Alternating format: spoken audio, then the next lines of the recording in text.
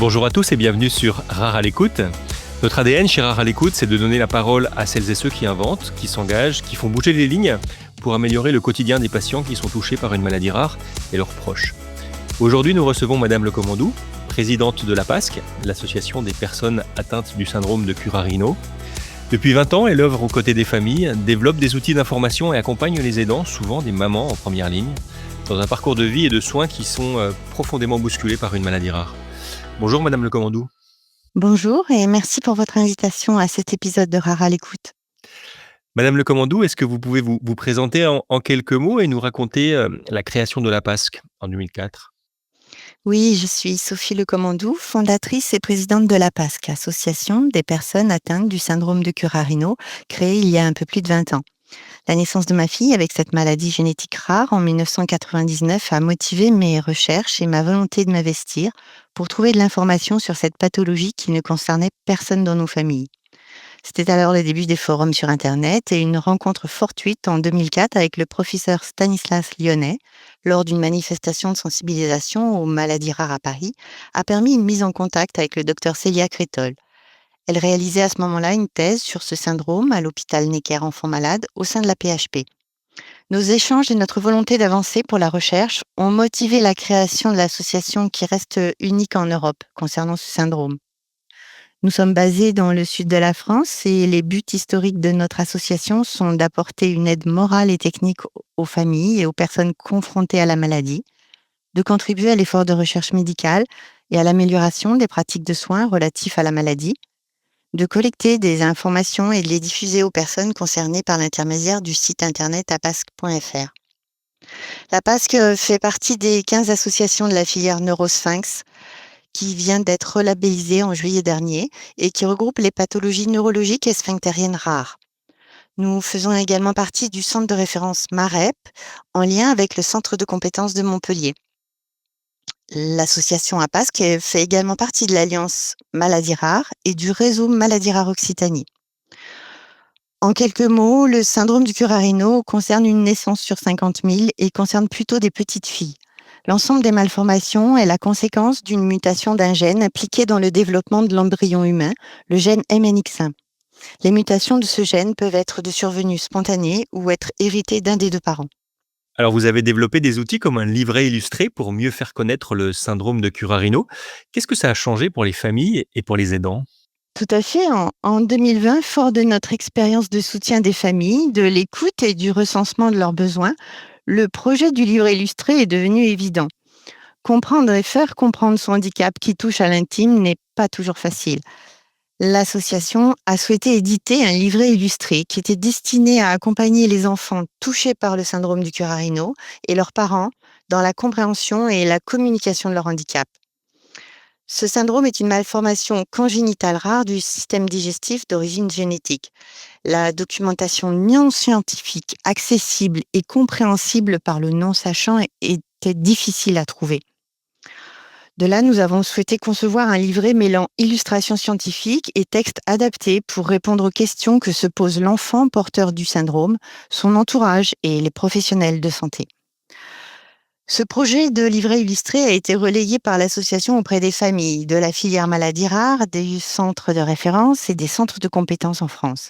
Il a été conçu par une équipe projet composée de parents, à l'échelle nationale, d'une équipe médicale de spécialistes pluridisciplinaires, des chirurgiens digestifs, un neurochirurgien, urologue, pédopsychiatre.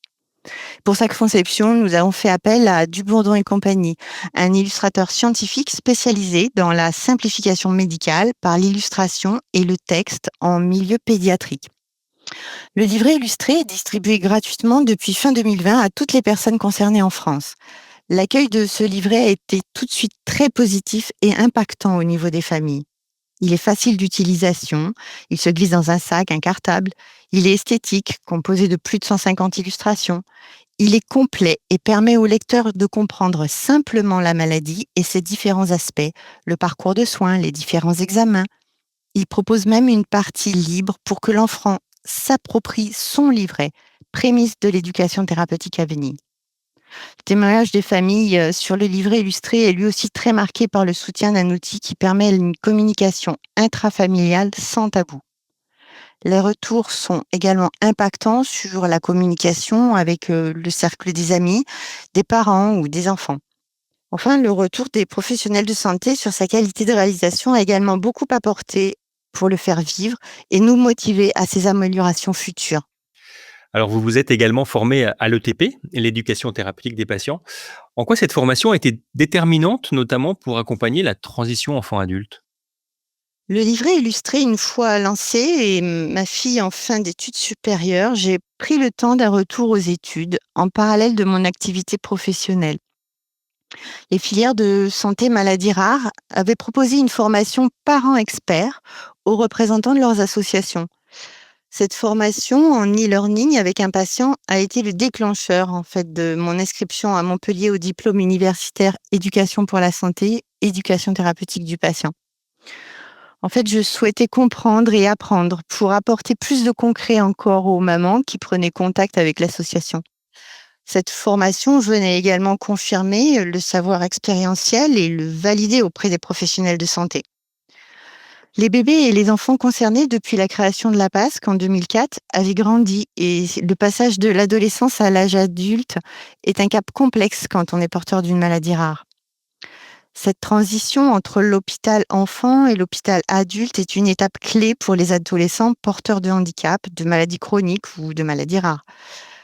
Cette période de vulnérabilité durant laquelle il existe un risque accru de déni de la maladie, de décrochage des soins ou de conduite à risque. Éviter cette rupture de soins et accompagner les jeunes dans cette transition est un réel enjeu. Les différents outils, comme le livret illustré, ont là toute leur utilité. Une partie en fin de livret pose un temps de réflexion sur les questions de vie quotidienne et d'évolution sur son parcours de santé. Le lecteur va pouvoir suivre le parcours d'une petite fille née avec cette maladie rare, de sa naissance vers l'âge adulte. Merci Madame Le Commandou. Alors, dans votre expérience, quelles sont les plus grandes difficultés vécues par les mamans aidantes, souvent en première ligne, face à la maladie de leur enfant? D'expérience associative, nous avons relevé plusieurs points des sentiments de maman aidante. Tout d'abord, la charge émotionnelle et psychologique qui est évident. Le stress est constant lié à la santé de l'enfant, l'épuisement émotionnel, le sentiment de solitude, le deuil du projet initial, l'anxiété et la culpabilité. Ensuite, la charge de travail et le soin. La gestion des soins est complexe et chronophage. La difficulté de trouver du temps pour soi. Le rôle de coordonnatrice de parcours, ce qui n'est pas notre formation. Nous devenons expertes malgré nous. Les difficultés financières également, la perte de revenus, la réduction de temps de travail ou l'arrêt professionnel pour s'occuper de l'enfant, les coûts liés aux soins, aux déplacements, au matériel adapté, aux aménagements, les démarches administratives qui sont complexes pour obtenir des aides. Elles sont souvent perçues comme un combat épuisant. Ensuite, on note également un isolement social. L'éloignement du cercle amical et familial par manque de compréhension ou par manque de disponibilité. La difficulté de trouver des activités ou des lieux inclusifs. Le manque de réseau de soutien également, adapté à la maladie rare. Ensuite, on a pu noter le manque de reconnaissance et de soutien. Peu de reconnaissance du rôle d'aidante par les institutions et la société. Un manque de relais professionnel aussi, des infirmières, des auxiliaires de vie, les structures d'accueil. On manque parfois aussi d'informations et d'expertise médicale. Les maladies rares sont souvent mal connues, même des professionnels de santé. Le parcours médical est souvent erratique, avec des erreurs et des retards de diagnostic. La nécessité pour les parents de devenir des véritables experts de leur maladie pour défendre les besoins de leurs enfants. La maladie rare est impactante sur la vie familiale et conjugale. Il y a souvent des déséquilibre dans le couple, surcharge pour la mère, tension ou incompréhension. Il y a moins de temps pour les frères et sœurs. Une difficulté de préserver une vie personnelle et un équilibre global. Enfin, je dirais un besoin de reconnaissance et de soutien. Le besoin de groupes de parole, d'associations de parents, de soutien psychologique. Une recherche de réseau d'entraide pour rompre l'isolement. Merci beaucoup Madame Le Commandou. Comment l'aidance, justement, peut-elle transformer la vie familiale et peut-être la vie professionnelle également? L'aidance, c'est une expérience totale. Elle modifie les priorités, les relations, les rôles et les trajectoires de vie. En fait, l'aidance d'un enfant atteint d'une maladie rare transforme profondément, la vie familiale et professionnelle de la mère aidante. Sur le plan familial, la maladie, elle impose une réorganisation complète du quotidien, où la maman assume bien souvent le rôle central dans la gestion des soins, du suivi médical, des démarches administratives et du soutien émotionnel. Cette centralisation des responsabilités peut créer un déséquilibre au sein du couple et impacter la fratrie, parfois reléguée au second plan. La dynamique familiale, du coup, se trouve fragilisée par l'épuisement, le manque de temps et l'isolement social. Sur le plan professionnel, les danses entraînent fréquemment une réduction d'activité, un aménagement de carrière, voire même un retrait du marché du travail. Cette situation conduit à une perte d'autonomie financière et à une forme de précarisation économique, accentuée par l'insuffisance des dispositifs de soutien adaptés. Au-delà de ces dimensions familiales et professionnelles, les danses maternelles soulèvent des enjeux sociaux et politiques majeurs. Malgré leur rôle essentiel, les mères aidantes restent insuffisamment reconnues par les institutions et par la société. D'où l'importance d'associations comme la vôtre, comme la PASC, Madame Le Commandou. Alors pour conclure, est-ce qu'il y a un message d'espoir ou de mobilisation que vous aimeriez adresser aux aidants et aux associations qui nous écoutent? Oui, l'espoir, il est là. Les mamans aidantes et citoyennes impliquées sont nombreuses. Je vais penser à Élodie, fondatrice du lieu de répit Les Bobos à la ferme. Je vais penser à Charlotte et le plan d'action des millions d'autres. Je vais penser à Fanny, créatrice du centre d'éducation conductive du Gard. Je pense à Xenia, fondatrice de la société de biotechnologie française Atmosphère. Je pense aussi à Sophie qui sensibilise et questionne avec le projet théâtral Apnée. Je pense à Céline qui accompagne psychologiquement les familles. En fait, être maman aidante, c'est un combat silencieux, mais surtout une école de courage précieux. Ces femmes debout ont force et puissance, mais les mamans épuisées, les papas en souffrance, les frères et sœurs aidants pris dans l'ombre ou l'absence ont également besoin que l'on brise le silence pour eux. La première journée nationale des aidants a eu lieu en octobre 2010.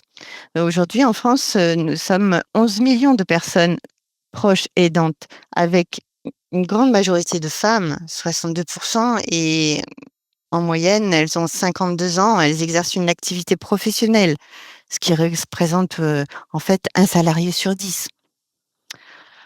Nous faisons toutes de notre mieux et j'ai la sensation de me faire ma part de colibri avec l'association APASC, mais également avec la formation des futurs professionnels de santé, en étant devenus partenaires standardisés pour les examens cliniques à objectifs structurés pour les étudiants de médecine à la faculté de Montpellier.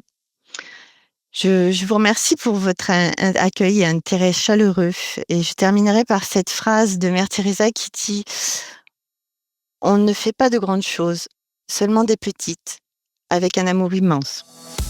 Un grand merci, Madame Le Commandou, pour ce témoignage précieux et inspirant.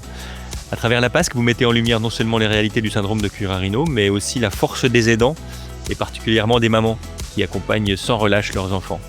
Pour celles et ceux qui souhaitent en savoir plus ou contacter l'association, vous pouvez retrouver la PASC en ligne et suivre ses actions. Chez Rare à l'écoute, nous continuerons à faire entendre ces voix car elles incarnent ce qui fait avancer la société et donne du courage à d'autres familles. Vous pouvez retrouver cet épisode ainsi que l'ensemble de nos contenus sur notre site internet www.rarealecoute.com et sur toutes les plateformes de podcast. N'hésitez pas à écouter, partager et soutenir ces initiatives. Chaque témoignage compte, chaque voix aide à faire bouger les lignes. Alors à très vite.